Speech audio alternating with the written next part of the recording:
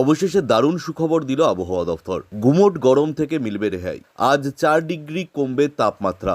ঘূর্ণাবর্তের প্রভাবে আজ ঝড় বৃষ্টির সম্ভাবনা দক্ষিণবঙ্গের বেশ কিছু জেলায়। তবে আবহাওয়া দফতর সূত্রে পাওয়া এই পূর্বাভাস অনুযায়ী আজ রাজ্যের কোন কোন জেলাগুলিতে রয়েছে বৃষ্টির সম্ভাবনা। তবে কি আজ থেকেই দক্ষিণবঙ্গে প্রবেশ করলো বর্ষা? কি বলছে আবহাওয়ার রিপোর্ট জানবেন সম্পূর্ণ বিস্তারিত ভিডিওতে। তাই অবশ্যই ভিডিওটি শেষ পর্যন্ত দেখবেন এবং আপনি আপনার জেলার নাম ভিডিওর কমেন্ট বক্সে কমেন্ট করে আমাদের জানিয়ে দেবেন। আপনার জেলার নতুন কোনো খবর বেরিয়ে এলে আমরা আপনাকে জানিয়ে দেব। একটা ছোট্ট অনুরোধ আপনার কাছে, ভিডিওটিতে একটি লাইক করবেন এবং আপনি এই চ্যানেলটিতে নতুন হলে চ্যানেলটিকে সাবস্ক্রাইব করে পাশের বেল বাটনটি বাজিয়ে দেবেন পরবর্তী খবরগুলো সবার আগে দেখার জন্য। এক নাগাড়ে ভারী বৃষ্টিতে ভিজছে উত্তরবঙ্গের জেলাগুলি। সকাল থেকে রাত ভিজছে উত্তরের একাধিক অংশ।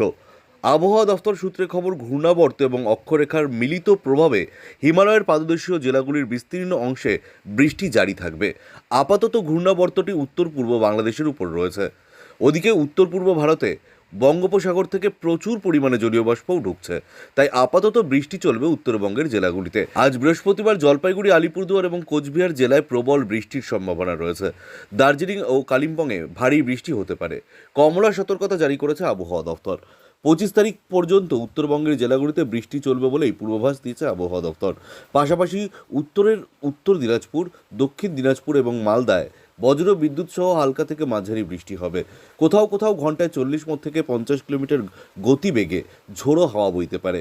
উত্তরবঙ্গ বৃষ্টিতে ডুবলেও জুনের শেষের দিকে এসেও কার্যত বৃষ্টিহীন খটখটে দক্ষিণবঙ্গ। আইএমডি জানিয়েছে শুক্রবারই দক্ষিণবঙ্গে ঢুকে যাচ্ছে বর্ষা। তার আগে আজ বৃষ্টির সম্ভাবনা রয়েছে একাধিক জেলায়। যদিও বৃহস্পতিবারও বৃষ্টির হবে না কলকাতায়, তবে আজ বীরভূম ও মুর্শিদাবাদ জেলায় বৃষ্টি এবং বজ্রপাত হতে পারে।